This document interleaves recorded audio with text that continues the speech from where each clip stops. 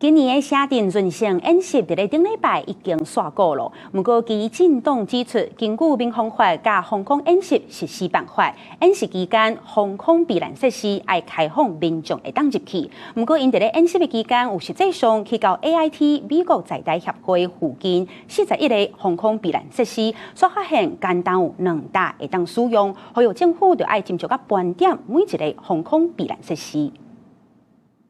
這無通入去啊，因為我唔知影要安怎入去啊。實際來到航空避難地點，唔若標示大保條用要入去，連入口在倒位嘛無清楚。今年嘅省定輪成演習伫咧13結束。基進黨指出，根據民航法甲航空演習實施辦法，演習期間航空避難設施要開放予民眾入去。不過，因在演習期間實際去到 AIT 美國在台協會附近41個航空避難設施，發現敢若2位會當使用爾。因呼籲台北市府演習莫敢若做交通管制，伫咧演習以後嘛要照實調查避難地點，咁正經會當使用。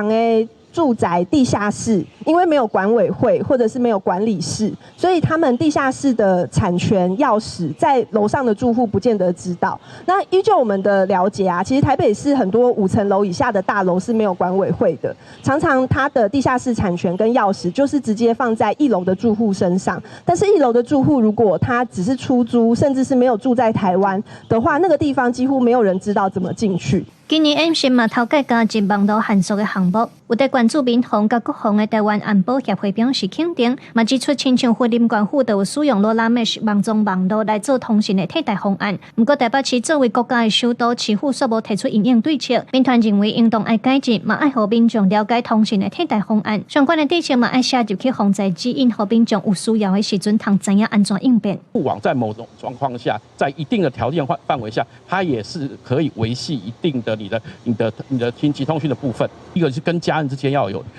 約定好這個2到3個好緊急的聯絡點，比如說我們要接受這